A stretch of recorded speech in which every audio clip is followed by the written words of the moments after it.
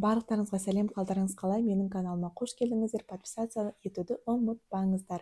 Қыздар, бүгін біз сіздермен ренжіштер туралы сөйлесеміз. Ренжіштерді қалай біз жеңеміз, сол туралы сөйлесеміз, және рабочий практика береміз. Сол практиканы өміріңізге енгізсеңіз, қолдансаңыз, хотя бір рет жасасаңыз, точно жылап, бүкіл эмоцияңызды шығарып, ренжіштеріңізді сол жерде ұмытып кетесіз. Тағы да мен сіздерге наглядный мысалдар дайындап келдім. Яғни бұл менің қыздарымның жазған мысалдары. Олардың рұқсатымен сіздерге оқып беретін боламын. Сіздерге мысал ретінде кәдімгідей дайындап қойдық. Ал олай болса кеттік. Жалпы адам баласы ренжуге дайын тұрады. Біздің жүрегіміз жұмсақ, барлығын қабылдаймыз. Особенно біздің менталитетте, қазақ тілді сөйлейтін населениеда дейміз ғой, біз қатты ренжігіш болып келеміз, жүрекке тез қабылдаймыз, ашуланамыз, сосын өзіміз ішімізден жүрегіміз ренжіп, ата-анамызға ренжуіміз мүмкін, жақын подругамызға ренжуіміз мүмкін, күйеуімізге, енемізге тағы ренжіштер жиналады. Батыс жақта ішіндегі обидасын сразу айтып, жеңілеп сол жерде ұрсып, керісіп сөйтеді ғой. Ал біз қалай істейміз? Біздікілер жинайды, бір күні ол жарылады. И то қыздар жарылса, ол жақсы. Негізі психосоматикада бүкіл аурулар, жаман ауруларына онкология дейміз ғой, сондай аурулар ренжіштердің накопленный эффектінен болады. Понимаете? Так что давайте осы ренжіштерден максимально құтылуға тырысайық. Ең бірінші, қыздар, есіңізге түсірейік, кімге сіз қазір ренжіп жатырсыз? Кімде мына жүрегіңізде бір дақ бар? Кімге ренжіп жүрсіз? Бәлкім ол күйеуіңіз, бәлкім ол жақын бір подругаңыз, кім сізге сатқындық жасады және сіз оны әлі кешіре алмай жүрсіз? Кім сіздің жүрегіңізді жаралады? Бәлкім ол, білмеймін, бойфренд шығар, кім? Сол сұрақтың жауабын таптыңыздар деген ойдамын. Бұл техника, қыздар, 3 хат техникасы деп аталады. Ешкімге хат жазудың қажеті жоқ, барлығын өзіміз жасаймыз. Ешкімге көрсетпей, ешкімге білдіртпей. Мен сіздерге секретный информацияны айтып жатырмын. 3 хатты елестетеміз. Бірінші хатқа біз өзіміздің реніштерімізді жазамыз. Кәдімгі хат форматында. Сәлем, қалайсың? Мен саған ренжіп жатырмын. Менің ренжуімнің себебі осы. Сен маған осыны істемедің, осылай істемедің, маған осындай, например, көңіл бөлмедің. Мен саған сол үшін ренжіп жатырмын. Менің жүрегімде осындай реніш орын алды, тағысын тағы, осындай өзіміз бірінші хатқа өзіміздің бүкіл эмоциямызды, бүкіл гневімізді, ашу ызамыздың барлығын бірінші хатқа біз жазамыз. Хорошо? Ашуланып тұрғаныңызды, жынданып тұрғаныңызды, сен мынаны істемедің, мен саған сол үшін бүйтіп айттым, сен бүйттің, сөйттің деген сияқты моменттерді, ішімізде болған диалог, сіздер ашуланып тұрған кезде ішіңізде диалог болады ғой. Ту, бүйтіп айтсам екен деген тұрады ғой, сол нәрсені сіздер хат қылып жазасыздар. Хорошо? Иногда ренжіп тұрған кезде даже WhatsApp-қа жазамыз, сосын не істейміз, оны өшіріп тастаймыз.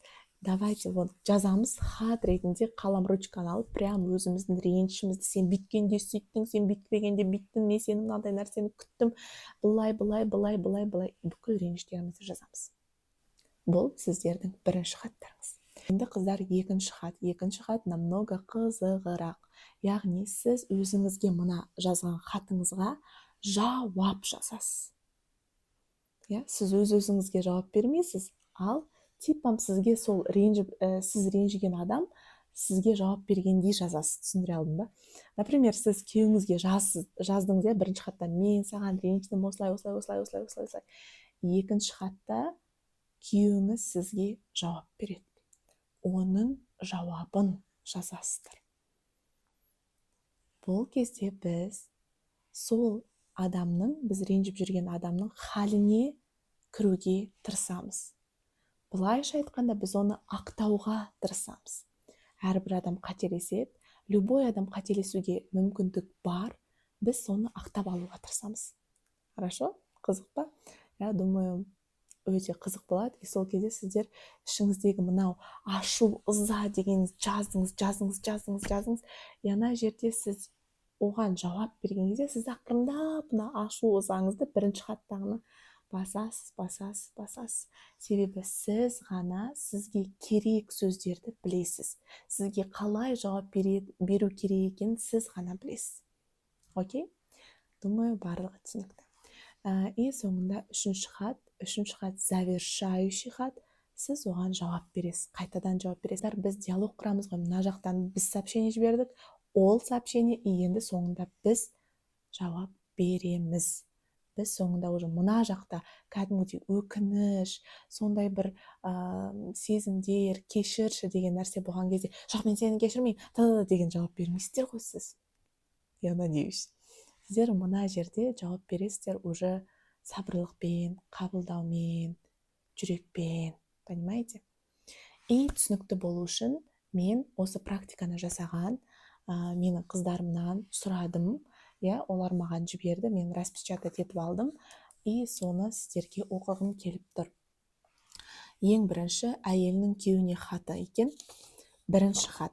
Бұл жерде енді көп моменттерді алып тастадық, личный моменттерді, но сіздер главное смыслды түсінсеңіздер болды, ары қарай өздеріңіз жасап кетесіздер, хорошо?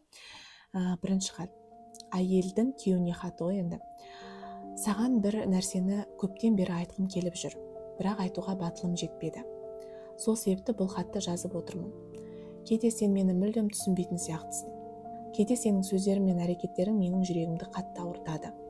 Бірақ мен оны саған айтпаймын. Себебі ұрыс болып кетеді деп қорқамын. Кей күндері мен өзімді осы үйде жалғыз сезінемін. Сырт көзге бәрі жақсы сияқты көрінеді, бірақ ішімде қанша реніш, қанша айтылмаған сөздер жиналып қалғанын сен білмейсің. Мен сенің қолдауыңды, жылы сөзіңді, түсінуіңді күтемін. Кейде жай ғана мен сені бағалаймын деген сөзді естігім келеді. Бірақ сен үндемей кеткен кезде, немесе менің сезімдерімді маңызды емес сияқты көрсеткен кезде, мен өзімді өте кішкентай және бағаланбаған адам сияқты сезінемін. Мен саған ренжідім, мен саған ашуланамын, кейде менің жүрегімде ауырлық жиналып кетеді. Бірақ соған қарамастан мен бұл сезімдерді ішімде ұстап жүре алмаймын. Өйткені мен біздің қарым-қатынасты бұзғым келмейді. Мен тек бір нәрсені қалаймын. Сен мені естісең екен, менің сезімдерімді түсінуге тырыссаң екен. То есть бұл жерде андай моменттер алынған, именно не үшін ұрыс болғаны деген сияқты личный моменттер алынған, но в принципе суть осындай. И екінші хатта өзі терапия жасап отырып, өзі күйеуінің атынан өз-өзіне жауап береді. Мен сенің хатыңды оқыдым. Шынымды айтсам, сенің ішінде осынша сезім жиналып қалғанын бұрын түсінбеппін. Мен кейде жұмыстың, өмірдің, жауапкершіліктің арасында жүріп, сенің ішкі әлеміне көңіл бөлмей кеткен шығармын. Сенің өзіңді жалғыз сезінуіңді оқу маған ауыр тиді. Өйткені мен ешқашан сені жалғыз қалдырғым келген жоқ. Мен сезімімді ашық көрсетуді білмейтін шығармын. Мүмкін мен үнсіздік арқылы бәрі түсінікті деп ойлаған шығармын. Бірақ қазір сенің жазғандарыңды оқып отырып, мен сенің қаншалықты нәзік, қаншалықты сезімтал екенін тағы бір рет түсіндім. Егер мен сені сөзіммен немесе әрекетіммен ренжіткен болсам, кешір.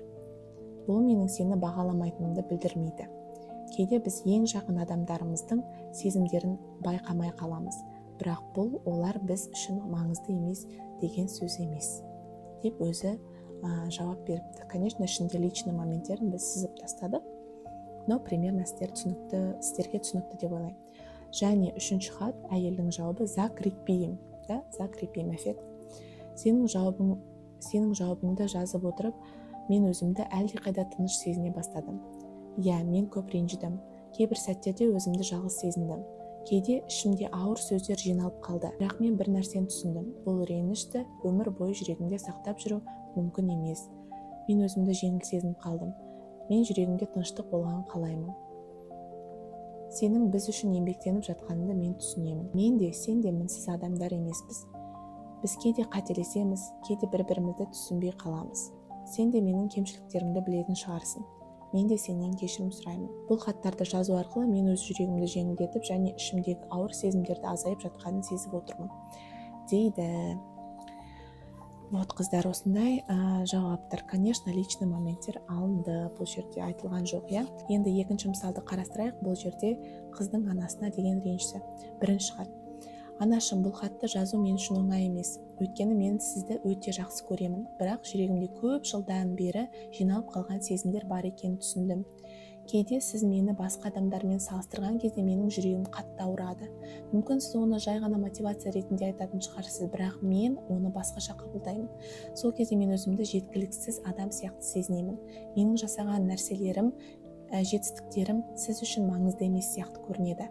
Бала кезімде мен сіздің мақтауыңызды өте қатты күтетінмін. Сіз жарайсың, мен саған мақтанамын деп айтсаңыз екен деп армандайтынмын. Бірақ кейде керісінше сөздер естігенде менің ішімде бір ауыр сезім пайда болатын. Сол сәттерде мен өзімді кішкентай, әлсіз, бағаланбаған бала сияқты сезінетінмін. Мен сізге ренжідім, кейде сізге ашуландым, сізге ауыр сөздер де айтып үлгердім. Бірақ ішімдегі реніш басылар емес. Кейде тіпті сіз мені түсінбейтін сияқты көрінеді. Бірақ соған қарамастан мен сізді жақсы көремін, сіз менің анамсыз ғой. Тек бір нәрсені қалаймын, сіз мені көрсеңіз, сіз мені түсінсеңіз деймін. Тоже личный моменттер, именно не үшін реніш туындады, сол моменттерді алып тастадық, но в принципе суть осындай. Енді жауабын оқиық. Қызым, сенің хатыңды оқып отырып менің жүрегім ауырды. Мен сенің осындай сезімдерді бастан өткергеніңді бұрын толық түсінбеген екенмін. Қызым, мені түсін. Мен бірінші рет ана атанып жатырмын. Мен де бұл өмірге бірінші рет келдім. Мен сені басқа адамдармен салыстырғанда саған ауыр тиеді деп ойламадым. Менің ниетім ешқашан сені ренжіту болған емес. Мен тек сенің өмірде мықты болғаныңды, көп жетістікке жеткеніңді қаладым. Мен сияқты болғаныңды қаламаймын.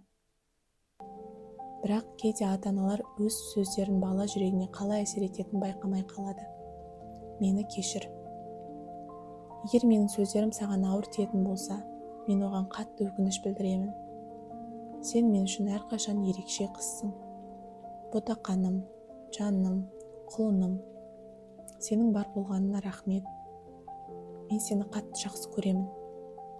Жылағым кетті қыздар. Примерно осындай жазған. Үшінші хат. Анашым, мен сіздің жауабыңызды ойша жазып отырмын. Жүрегім біршама жеңілдеп қалғанымды сездім.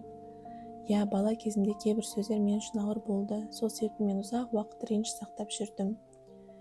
Я, анашым, мен түсіндім. Сіз өмірде бірінші рет келдіңіз, сіз өмірді бірінші рет көріп жатырсыз. Мен сіздің алғашқы балаңызбын. Сіз мені дүниеге алып келген кезде сіз ана атандыңыз, және сіз бірінші рет ана атандыңыз. Мен оны сеземін, мен оны түсінемін. Сіздің де қателесуіңізге мүмкіндік бар екенін мен білемін. Сіздің ниетіңіз жаман болмағанын мен түсіндім. Сіз мені жақсы көретініңізді мен сезінемін. Мен өткенді өзгерте алмаймын, бірақ мен бұл ренішті өмір бойы жүрегімде сақтағым келмейді. Мен сізді кешіруге дайынмын. Мен сізді шын жүректен жақсы көремін. Деген сияқты жазған екен. Шын мәнінде көп жағдайда біз ойлап қарасақ, жаман нәрсені тез есімізге сақтап қаламыз. Ал жақсы нәрселер, жақсы естеліктер ол біздің жадымызда тез өшіп қалады, өкінішке орай.